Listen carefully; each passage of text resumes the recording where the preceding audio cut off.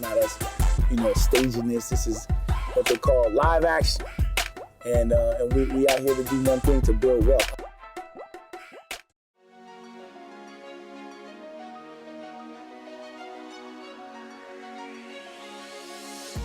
One of the greatest hemorrhages that we have is in the beauty business, beauty retailing products. That's one of the top things that we consume. Next time you're in the Asian beauty supply store, take notice. How many Asian products do you see marketed towards Asian people? We got 13,000 stores roughly around the country, and less than 3% are owned by Black people, though we consume at the rate of 85%. $15 billion industry. $15 billion industry translates to $750 million per week. $1 billion, it's amazing how $1 billion industry has been made off of us not liking our hair or not liking ourselves.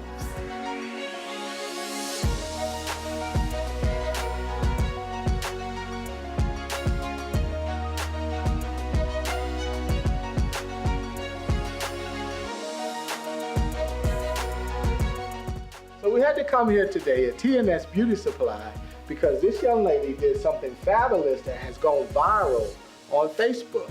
I truly believe that we should get it by getting involved. We have to truly put our money where our heart is. As individuals, we make a lot of money, but we have to learn how to pour that money back into the community so that it can be a blessing for others. I knew that I had profits from a book and that I could easily use those to kind of help other small businesses succeed. And you did that very well on the video, so we want to go ahead and sit down and talk about it. I can't wait. I'm looking forward to this. Right here at TNS Beauty Supply a couple weeks ago, we did a business blessing. What is a business blessing? It's actually sowing a seed into a small business. It's really exciting. It's epic. Black-owned beauty supply store. One of the only in the state. This is going to be epic. Hi. And I come here to help people know about you. Teresa, you know what I'm going to do? I want you to whisper in my ear, just do this for me. At that point, I'm making the decision of what type of financial seed I'm going to sow into the business. So I whisper to her, how much is your rent? I'm going to pay your rent. All I want you to do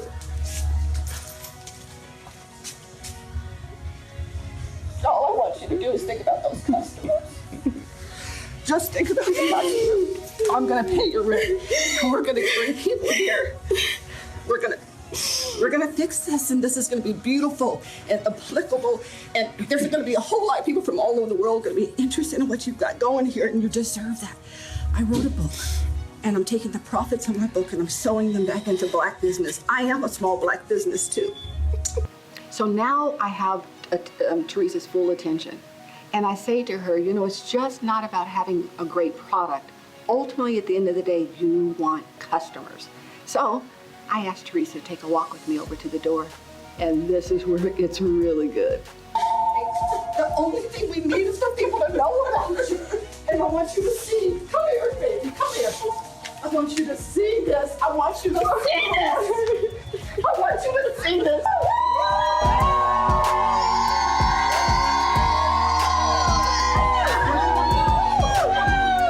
I want to say thank you. God bless you all.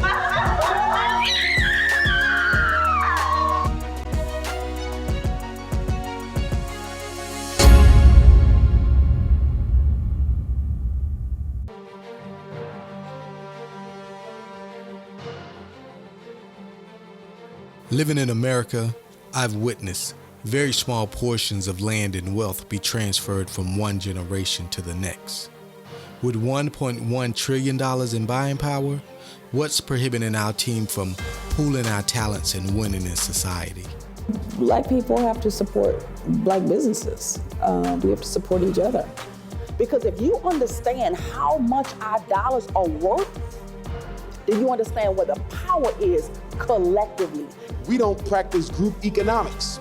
And because we don't practice group economics, it means we're always at the mercy of other people. We're the only one not doing what everyone else is doing, which is buying from each other first and the most and all the time. is being done in other cultures every single day. The greatest sin that we continue to commit, you will always be oppressing at the bottom if you don't do business with your own people. It's just our mentality that makes us think that we can't get it. So look at all the people that's on top. They do business with what? Each other.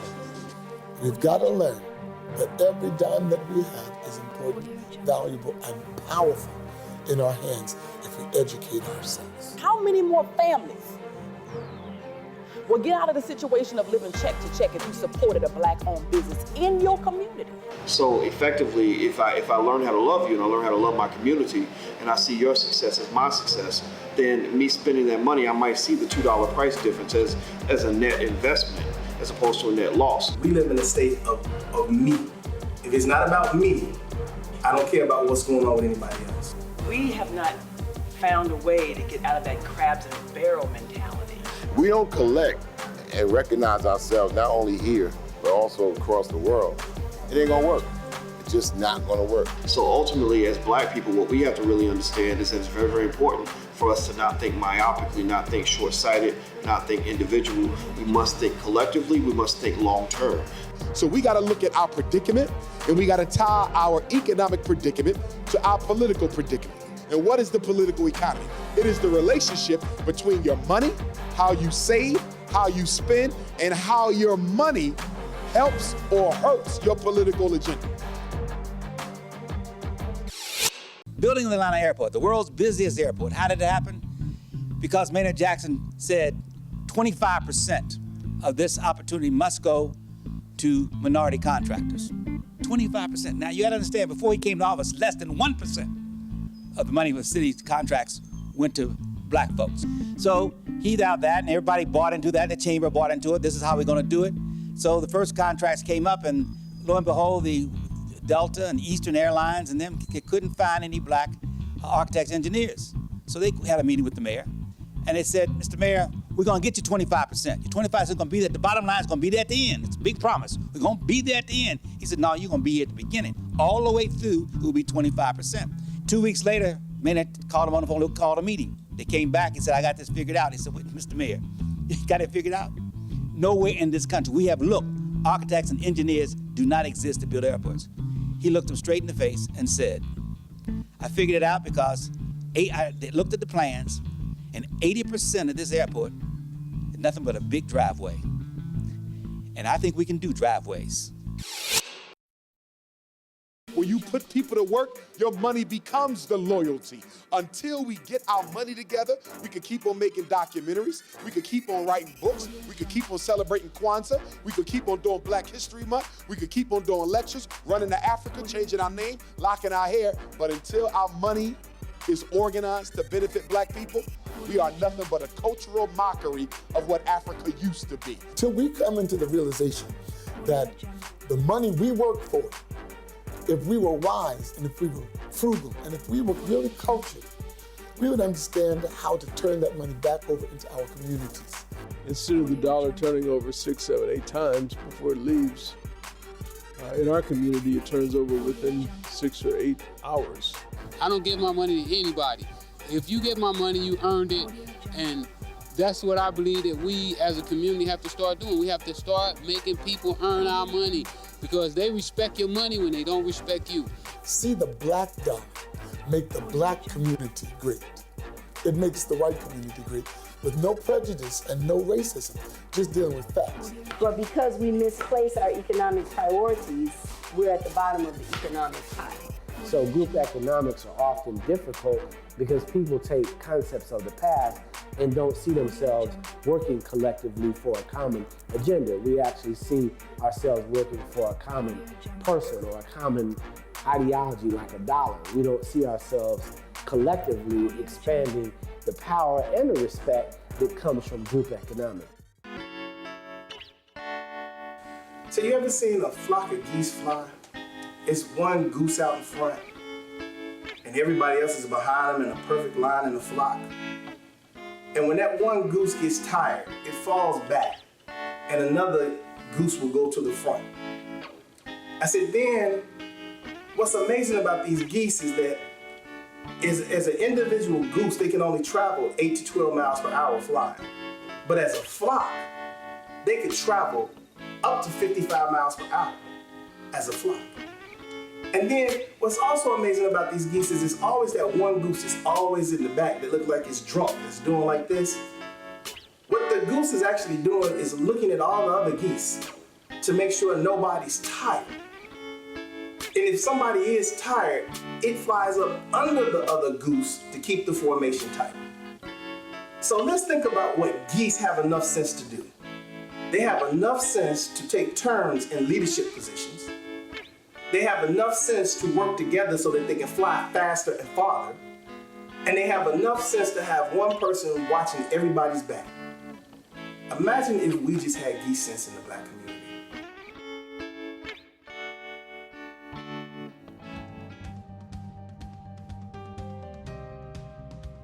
Peace, what's good? We out here talking about Black Friday in Washington, D.C. We call it Banneker City here, after Benjamin Banneker. When you say economics, a lot of people just think about money off the top. But economics is a social phenomenon. We have to learn how to, to socialize so that we, once again, trust each other and that we can put our faith in each other and we can spread these dollars around. You got to have trust inside before you trust anybody on the outside. And then your principles and your values got to be within that core of that trust. Trust has got to be gained in time, man.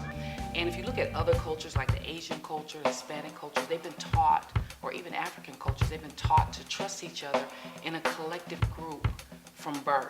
We can't even trust ourselves. Like, how often do you say, I'm not gonna do that, and you find you doing yourself? You can't stay on your own diet. You can't do the thing. You're supposed to go to the gym. You ain't going, Every other community trusts their community. The Jewish community trusts the Jewish community for everything that they do. Ronald Reagan has a quote that I love. He said, trust, but verify. And so part of the way of building trust that can be verified, 3 steps. Number 1, authenticity. You're not gonna trust someone who's inauthentic. I tell people I'm racist. I don't trust human race. I don't trust none of them. When you come from a place of honesty, a place of sincerity, where you can own your truth even if it doesn't look good, that creates a doorway that allows trust to take place. I've had people who just with this new book, they call, well, I don't do credit cards over the internet and I don't know how I can pay you. I said, look, I'll just send you a book, you send me a check when you get the book. And I had one sister say, you would do that? I said, look, sis, I'm preaching economic empowerment. I'm preaching love and trust and respect. If I can't trust you with $17, what am I doing? What have I been doing with my life over the past 25 years? We start to really value and trust ourselves first and foremost. That's when I can begin to value and trust who is next to me, who looks like me, who has the same DNA that I have and has the same blood running through his veins that I have running through mine. And as we build a great foundation with ourselves, it helps us to be able to collaborate with those that are closest to us, which are our family members.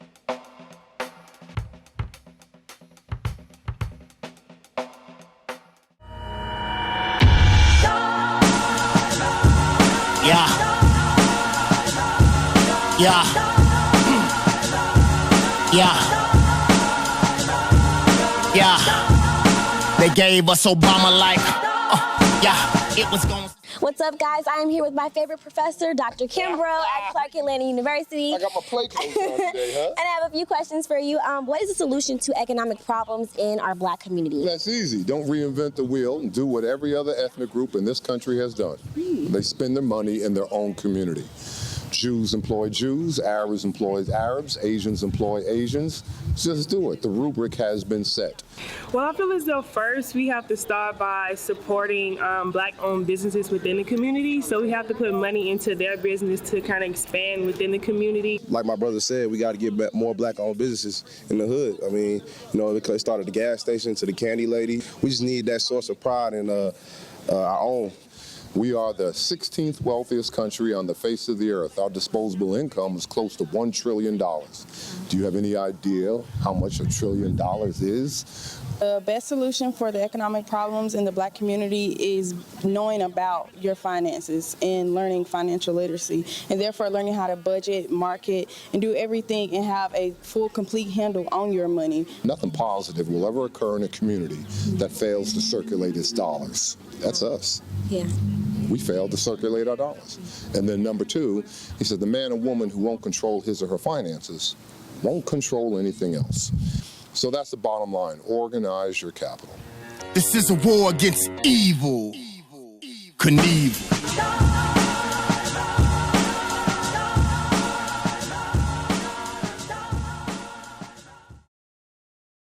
My name is Laurice Purnell. I'm the founder of the Real Black Friday right here in Cleveland, Ohio. I am on a mission to change our community one business at a time.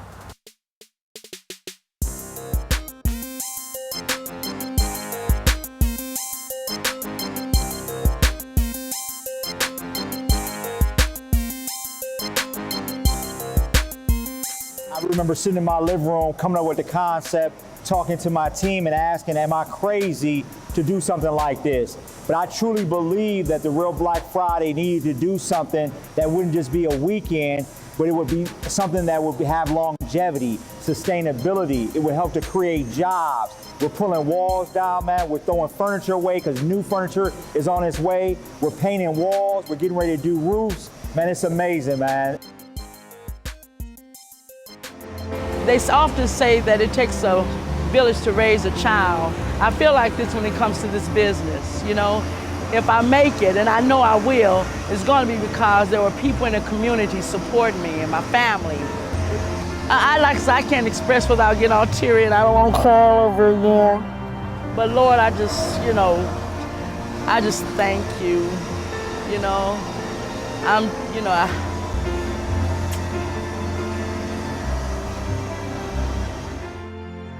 You know, I had this t-shirt that says, only the hood can save the hood. Give it up for it, y'all, come on!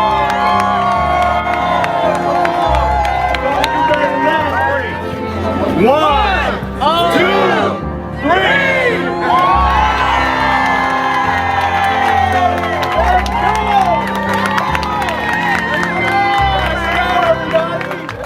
What will it take for us to clean up our community? The will to do it. What will it take for us to begin to overcome poverty and begin to reduce the recidivism rate? The will to do it. When you focus on the will to do it, the possibilities are unlimited. My God! Man, here with the fellas, man. This is the team that got it done. Man, Stacey led the way. We got great guys here, black men working together. We can work together, y'all. Sit together, get on the same page, and this is the result. So let's keep doing this, man. This is the first of many to come. We flipped this biz, y'all.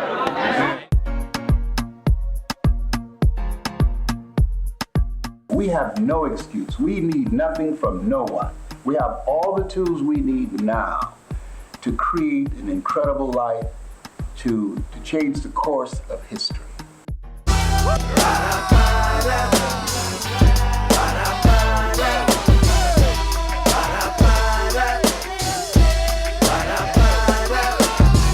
have to remember that money was created to replace the barter system, okay?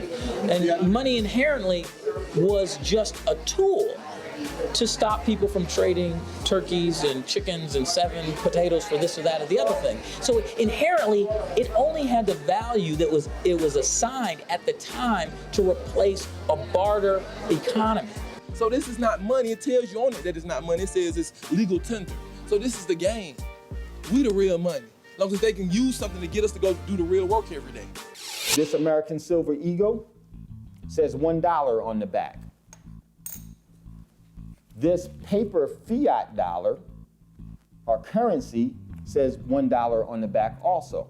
But in order for you to acquire this American Silver Eagle that says $1, you're going to have to give up 1, 2, 3, and this is a $20 Federal Reserve note. So $23 dollars to equal the silver dollar, because one is money, the silver, and one is currency.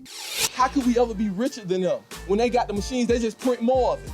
And we go out and work every day hard for it, they just print more of it. Your true freedom is your time, and when you give away your time to someone, for them to hand you a dead instrument, this is why you have 65-year-olds, 70-year-olds that are still working for this dead instrument. The wage of a king is gold. The wage of a lady or a gentleman is silver. The wage of a slave is debt. You got to get into entrepreneurship, or you forever gonna be a worker. You forever gonna be a slave. Slaves didn't work for free, I'll say it again. Slaves worked for food, clothing, and shelter, just enough to make it back to that plantation the next day. You said you never touched a slave. Touch me for 1 second. Okay, let me tell you something. Okay. When I worked at that job for 4 years, I saw the master, I saw the overseer, and guess what? I was enslaved. Okay, I had no modern day slavery. I had modern day slavery. It's a whole different game, a whole different world, and what we've got to decide where we want to play. It's time for us to take some of that time that we spending on Instagram and Facebook and watching TV and take it into taking our ideas and turning them into empires.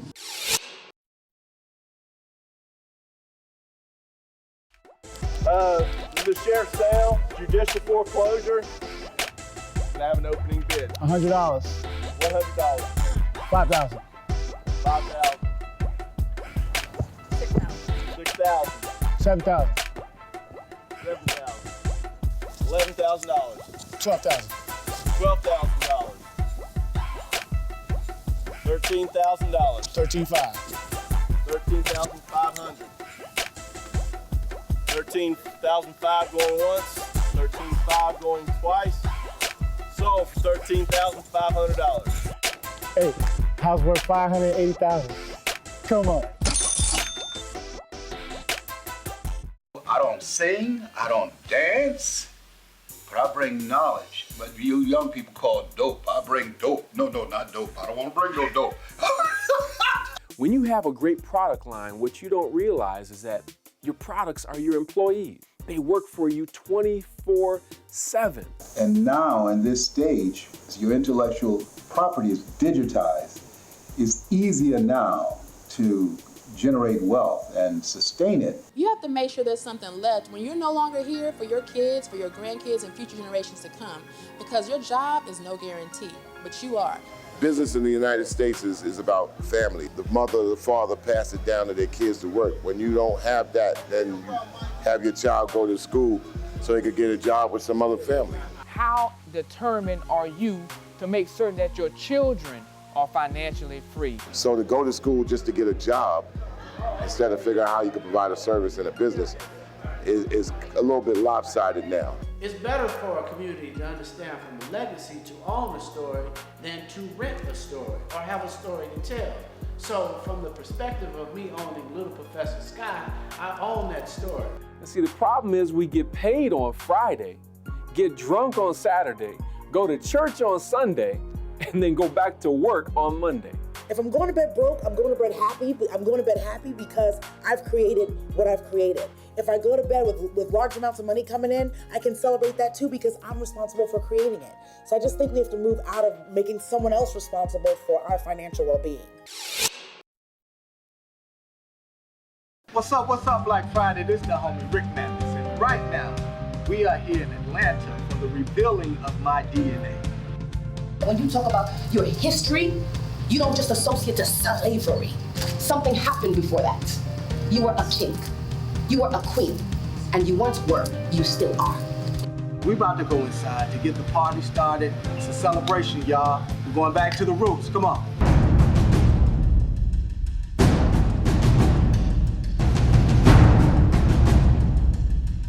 Only when you find out where you come from, the culture of your people, the food that they eat, the richness of your people, do you now understand your purpose in life.